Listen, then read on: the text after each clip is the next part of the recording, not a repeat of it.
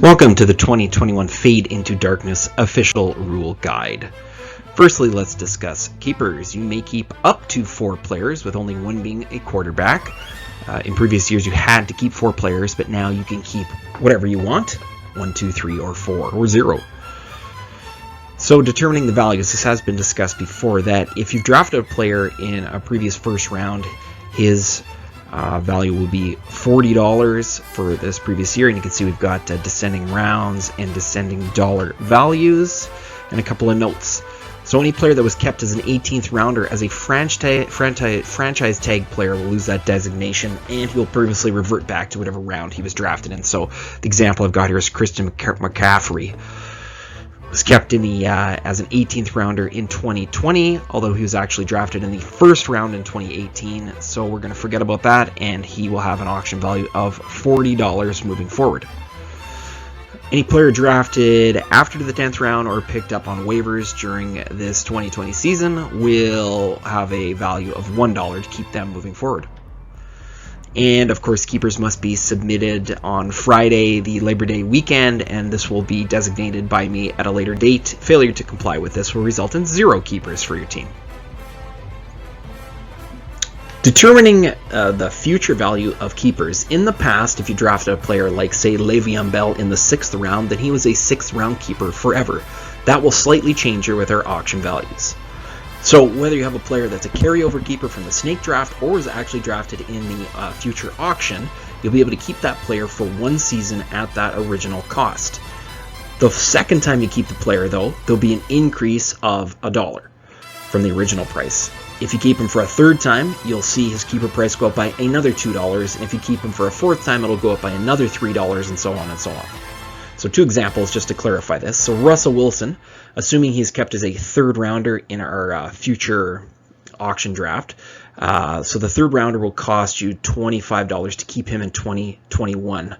The following season his increase will appear. So in 2022 it'll go up by $1 to $26, and in 2023 it'll go up by $2 to $28, and in 2024 it'll be $31, and so on. So for a player who is drafted in the auction, like Clyde Edwards-Helaire, let's pretend he gets drafted for $10 in 2021. You'll be able to keep him for that price in 2022, and then his increase will start in 2023. So it'll be up to $11, and then up to $13, and $16, and $20, and so on. Trading. Players remain on your roster during the offseason and can be traded for other players or auction bucks. You may only trade auction bucks for following seasons, only 1 season at a time for trading auction bucks. Trading of waiver wire cash in the season will be permitted. However, you're not able to trade waiver wire cash for auction bucks straight up or vice versa. A player has to be involved in this transaction, a meaningful player, not just a throw-in player.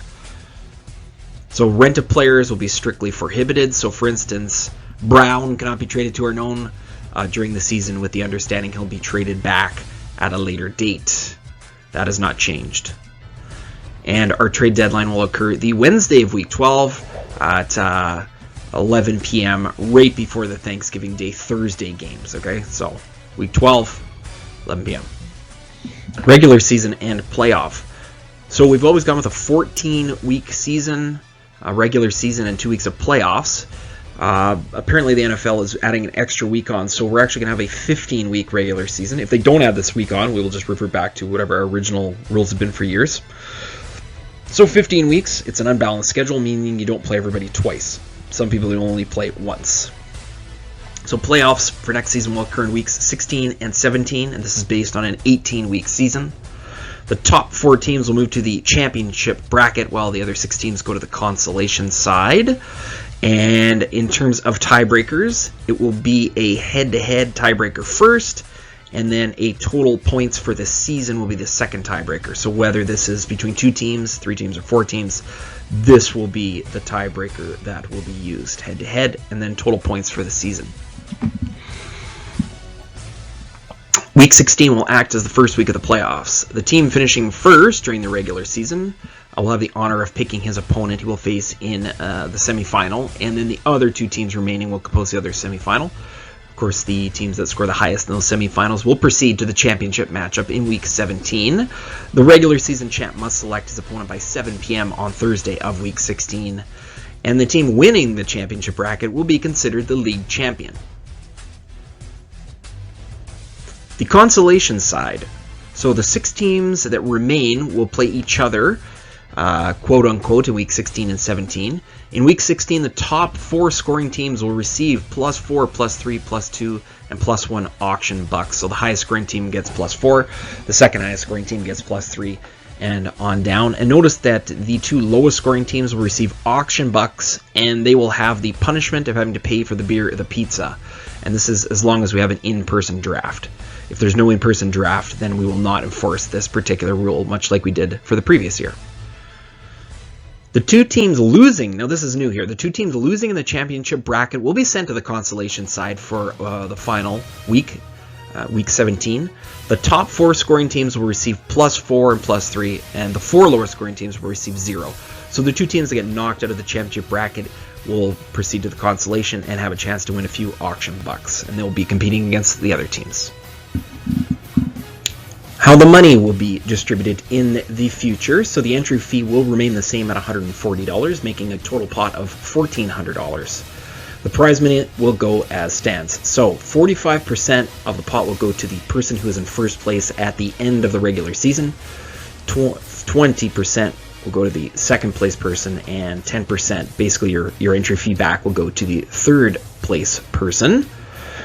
And the winner of the championship will receive 20% of the pot, and the loser will actually receive 5% of the pot.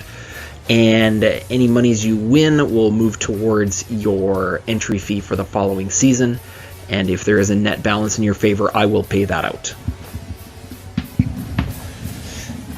Distribution of players. Our league will revert back to 18 rounds for the auction. You'll have 2 super flex, 2 flex, 2 RB, 2 wide receiver, 1 tight end, 8 bench spots, and 2 IR spots will remain the same as it was this particular season. It's now an auction league. You'll need to bring a computer to the draft, and it will be done not by a live auctioneer, but by the computer program itself. And competitors will one at a time nominate players to bid on. The minimum auction bid will be $1, and of course the highest bidder will win. The computer will track this $1 system here, so what will potentially happen closer to the end of the draft is it'll almost turn into a snake draft if unless somebody has a team. If you fill up your team, you can exit the draft, but if it comes down to people only have the minimum dollar amounts available, then it'll just be nominate for $1 and nobody will be able to overbid, and it'll just go like that. But that'll be quite towards the end of the draft. Player pickups, there should be nothing new here. I just mentioned our waiver wire runs on Wednesday and Saturday at 11 p.m. And you can pause the video and read this over, but there is nothing new here. A few miscellaneous items here. The highest scoring team of each week will no longer receive a $20 payout. Instead, 2 auction bucks will be earned by that team. So if you're the highest scoring team, you get $2. This is actually going to apply to all 17 weeks of our season, including our playoffs. So if a team on the consolation side in Week 16 scores the highest of all the 10 teams, they'll get the bonus $2. If it happens to be somebody on the championship side, then they'll get the $2. And like I said, this will apply to all 17 weeks. Please do not tank. There will be or could be auction dollar penalties. There are more rules on the thread, on the bulletin board, whatever you call it, on our website. You can check that out. If anyone wins the league 3 years in a row, a vote will be taken to restart the league. This is not a new rule. It's been on the books for a couple of seasons now. I don't know if anybody noticed. And in speaking of votes, all communication and voting will be done in the WhatsApp group or through Google Docs. If you do not vote within the given time limits, your vote will not count. 2/3 majority may not apply in this case. If votes are missing, the majority will rule.